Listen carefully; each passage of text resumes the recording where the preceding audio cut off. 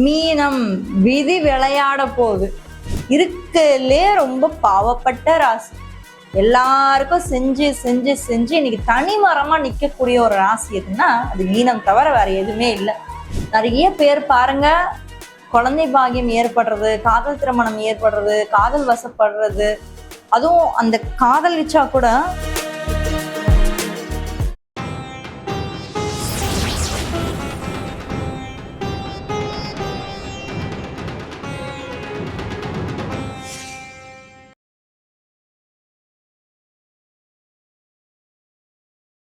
மீனம் விதி விளையாட போகுது. என்னங்க, ஏற்கனவே ஜென்ம சனி படாத பாடு. இதுல நாங்க வேற இந்த பூரட்டாதி உத்திரட்டாதி ரேவதின்னு சொல்லி இந்த 3 நட்சத்திரத்துல ஏதோ ஒரு நட்சத்திரத்துல பிறந்திருக்கும். ஏன்டா இந்த வாழ்க்கையை வாழ்றோன்ற அளவுக்கு எல்லாம் இருக்கு. இதுல நீங்க என்னங்க சொல்ல போறீங்க அப்படின்னு கேட்டீங்கன்னா சொல்றேன். இந்த வீடியோவை தொடர்ந்து பாருங்க. அது மட்டும் இல்லாம நம்மளுடைய சேனலை இன்னமும் நீங்க சப்ஸ்கிரைப் பண்ணாமலே பார்த்துட்டு இருந்தீங்க அப்படின்னா மறக்காம சேனலை சப்ஸ்கிரைப் பண்ணி வச்சுட்டு உங்களுடைய ஆதரவை தொடர்ந்து கொடுங்க. மீனம் காலச்சக்கரத்துடைய 12வது ராசிப்பா. இருக்கலே ரொம்ப பாவப்பட்ட ராசி. எல்லாருக்கும் செஞ்சு செஞ்சு செஞ்சு இன்னைக்கு தனிமரமா நிக்கக்கூடிய ஒரு ராசி எதுன்னா அது மீனம் தவிர வேற எதுவுமே இல்லை. ஏன்னா நமக்கு சனி எப்போ மீனராசிக்குள்ள என்ட்ரி ஆனாரோ அப்பத்துல இருந்து நம்மளை தனிமரமா ஆக்கிட்டார். இனி நீ கூட்டத்தோட கூட்டமெல்லாம் இருக்கக்கூடாது சாமி, நீ தனியா இருந்ததான் உன்னுடைய வேல்யூவை நீ புரிஞ்சுப்ப, நீ யாருன்றத புரிஞ்சுப்ப, இந்த உலகம் என்னன்றத நீ புரிஞ்சுப்ப, எந்த விஷயத்துல நீ கோட்டை விட்டன்றத புரிஞ்சுப்ப. இப்படி உங்களை தனிமையாக்கி கேம் ஆடுறது சனி. கேம்னு சொல்ல முடியாது, நிறைய விஷயம் சொல்லி தருவாருங்க. He is the best teacher. அவரோட ஒரு சிறந்த ஒரு ஆசிரியரை இந்த உலகத்துல நம்மளால பார்க்க முடியாது. பட் சனி பகவான் இந்த மாதத்தை பொறுத்த வரைக்கும் ராசி பலன் அடிப்படையில் நம்ம பாக்குறதுனால உங்களோட ரிலேஷன்ஷிப் என்ன பண்ண போறாரு, ரிலேஷன்ஷிப் என்ன, உங்க ராசியில இப்ப சனி, ராசிக்கு 3ஆம் இடத்துல செவ்வாய், ராசிக்கு 4ஆம் இடத்துல புதன், ராசிக்கு 5ஆம் இடத்துல சூரியனும் குருவோட சேர்க்கையும் இந்த மாதம் இருக்கு. ராசிக்கு 6ஆம் இடம் சொல்லக்கூடிய உங்களுடைய எதிரிஸ்தானம், வம்புஸ்தானம், வழக்கு ஸ்தானத்துல சுக்கிரனும் கேதுவும், ராசிக்கு 12ஆம் இடத்துல ராகு.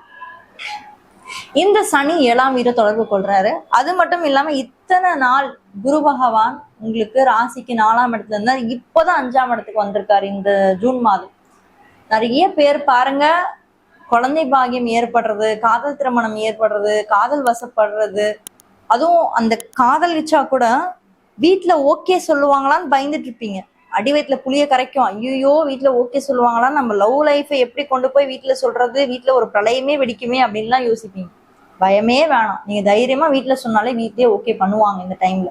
ஸோ உங்க வீட்டுல அந்த பிரச்சனைகள் எல்லாமே சார்ட் அவுட் ஆகும், கொஞ்சம் கொஞ்சமா நிவர்த்தி ஆகும். உங்களுடைய காதல் வாழ்க்கை, திருமண வாழ்க்கை எல்லாமே நல்ல இடத்துல கொண்டு வருவார். ஏன்னா இந்த குரு உங்களுக்கு 5ஆம் இடத்துல இருந்து தன்னுடைய ராசியான மீன ராசியை பார்த்து அங்க ஆல்ரெடி சனி உட்கார்ந்துருக்காரு. போதண்டாப்பா சனி, என் ராசியை நீ படாத பாடு படுத்திட்ட, இந்த 1.5 வருஷம் எங்க ஆளை நீ போட்டு என்னென்ன பண்ணணுமோ எல்லாம் பண்ணிட்டேன், இனிமே நான் பாத்துக்கிறேன், நீ கிளம்பு அப்படின்ற மாதிரி இருக்கு. ஸோ இந்த காலகட்டத்துல குரு பகவான் உங்களுக்கு உங்களுடைய ஆசைகளை நிறைவேற்றி வைப்பாரு. குழந்தை பாகியம் உண்டானதுக்கான வாய்ப்பு. நிறைய பேருக்கு குழந்தை தடை இருந்திருக்கும். மீனராசியில இருக்கவங்க எப்படின்னா, ராசிநாதன் இதுக்கு முன்னாடி 4ஆம் இடம், இப்ப 5ஆம் இடத்துல உச்சம். ஸோ இந்த வருடம் நிறைய பேருக்கு டெலிவரி ஆகிறதுக்கான வாய்ப்புகள் நிறைய இருக்கு. அதுவும் இந்த ஆகஸ்ட் செப்டம்பர் மேலெல்லாம் நிறைய வாய்ப்புகள் இருக்கு மீனராசியை பொறுத்தவரை. மீன லக்னத்துக்கும் இது பொருந்துங்க. மீனராசி மீன லக்னம் ரெண்டுத்துக்குமே இது ஒரு 50-60% கண்டிப்பாக பொருந்தும். படிப்பு சார்ந்த விஷயங்கள்லாம் இந்த மாதம் எப்படி இருக்க போகுது அப்படின்னு நம்ம பார்த்தோம்னா, இந்த மாதத்தை பொறுத்த வரைக்கும் நீங்க ஒரு தொலைநோக்கு பார்வையா இருப்பீங்க. ஓகே, நம்ம இப்போ 6th 7th படிக்கிறோம், ஆனா நம்ம ஃபியூச்சர்ல இந்த அளவுக்கு நம்ம மேலும் போனோம் அப்படின்னா இப்பத்துல இருந்தே ஒரு அடித்தளத்தை போடணும், இப்பத்துல இருந்தே ஒரு ஃபவுண்டேஷனை போடணும், நம்ம வாழ்க்கையில இன்னில இருந்து படிக்க ஸ்டார்ட் பண்ணணும், இன்னில இருந்து ஒரு விஷயத்த ஸ்டார்ட் பண்ணணும் அப்படின்னு சொல்லி இப்போ இந்த நிமிஷம் நம்ம என்ன பண்ணணும் அப்படின்ற ஒரு மைண்ட் செட் தான் உங்களுக்குள்ள ஓடிட்டே இருக்கும். ஸோ சனி நல்ல இடத்துல இருக்காரு. அது மட்டும் இல்லாம 5ஆம் இடத்துல இருக்க குரு பகவானும் எக்ஸலண்டா இருக்காரு. ஸோ ஒரு பாசிட்டிவான விஷயங்களை மட்டும்தான் கொண்டு வருவார்.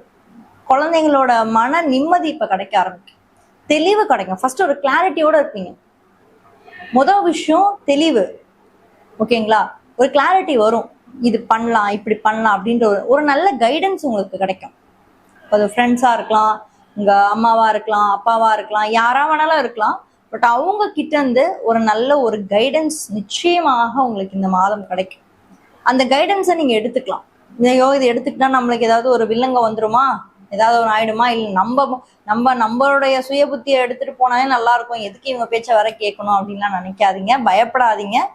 ரொம்ப பாசிட்டிவா இருக்கு. அவங்க சொல்ற விஷயம் உங்க வாழ்க்கையில நடக்கும். அப்புறம் நீங்க யோசிப்பீங்க, ஆஹா இவங்க சொன்னாங்களே நடந்துச்சே அப்படின்னு யோசிப்பீங்க. அதனால இந்த கைடன்ஸை எடுத்துக்கோங்க. கரியர் சார்ந்த விஷயங்கள், வேலை, உத்தியோகம் எல்லாம் இந்த மாதத்தை பொறுத்த வரைக்கும் ராசிக்கு 10ஆம் இடத்தோட அதிபன் தான் குரு. குருவே இப்போ உச்சம். ஸோ உச்ச குரு நல்லவர் தான். அதுவும் மீனராசியை பொறுத்த வரைக்கும் அவரே தொழில், அப்ப டீச்சிங், அட்வைசரி, ஆடிட்டிங், அதுக்கப்புறம் கன்சல்டேஷன்ஸ், ஜோதிடம், பேச்சால பணம் சம்பாதிக்கிறது, அடுத்தவங்களுக்கு வழிகாட்டி பணம் சம்பாதிக்கிறது, கிரியேட்டிவ் ஃபீல்ட்ல இருக்கிறது, மருத்துவத்துறையில என்ன சொல்ல போனா மருத்துவத்துறை, இவங்க எல்லாருக்குமே இந்த மாதம் அதி அற்புதமான இந்த மாதம். நல்ல லாபத்தை ஈட்டக்கூடிய ஒரு மாதம். இது ஒரு வகையில பணம் வரும்னு சொல்லுவாங்க பார்த்தீங்களா, அது மீனராசிக்கு உண்டு.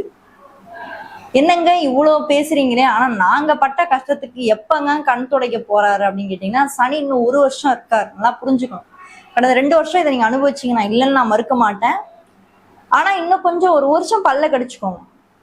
இந்த 1 வருஷம், ஏன்னா இப்ப அவரு பூரட்டாதியை கிராஸ் பண்ணி உத்திரட்டாதிக்கு போனாரா, உத்திரட்டாதியை கிராஸ் பண்ணி இப்ப ரேவதிக்கு போறாரா, இப்ப ரேவதியில வக்ரம், ஜூலை மாதம்.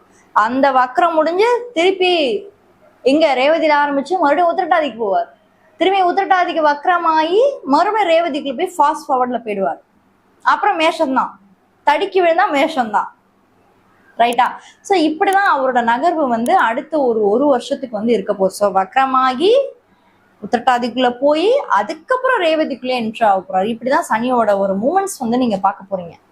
பட் இருந்தாலுமே நான் இந்த 3 நட்சத்திரத்துக்கு சொல்ற ஒரே விஷயம், மனதைரியம், மனதைரியம், மனதைரியம். தைரியமா ஃபேஸ் பண்ணணும்.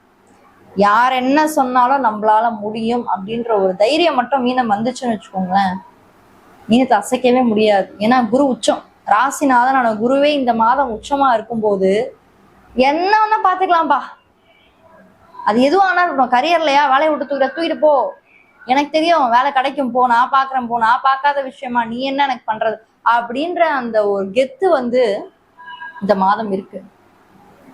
ரொம்ப தைரியமா இருப்பீங்க, ரொம்ப பாசிட்டிவா இருக்கு. உங்களுடைய அந்த அன்பு, ஆதரவு அப்படின்றது உங்க குடும்பத்தாருக்கும் தேவை, உங்க கூட இருக்கவங்களுக்கும் தேவை. ஸோ எப்பயுமே மீனும் அந்த ஒரு கருணையோடய இருங்க, நல்லதே நடக்கும். கும்பராசி பத்தி தெரிஞ்சுக்கணும் அப்படின்னா இந்த வீடியோல ஃபர்ஸ்ட் கமெண்ட்ல ஃபர்ஸ்ட் லிங்க்ல கொடுத்துருக்கேன், மறக்காம அதையும் போய் செக் பண்ணுங்க. யாராவது ஒரு ஃப்ரெண்டுக்கு இந்த வீடியோ ஷேர் பண்ணி ஹெல்ப் பண்ணணும்னு நினைச்சீங்க அப்படின்னா மறக்காம ஷேர் பண்ணி ஹெல்ப் பண்ணுங்க. உங்களுக்கு எங்கிட்ட இருந்து பர்சனல் கன்சல்டேஷன்ஸ் வேணும் நினைச்சீங்கன்னா கீழே இருக்க வாட்ஸ்அப் நம்பர் மூலம் என்ன நீங்க தொடர்பு கொள்ளலாம். தேங்க்யூ.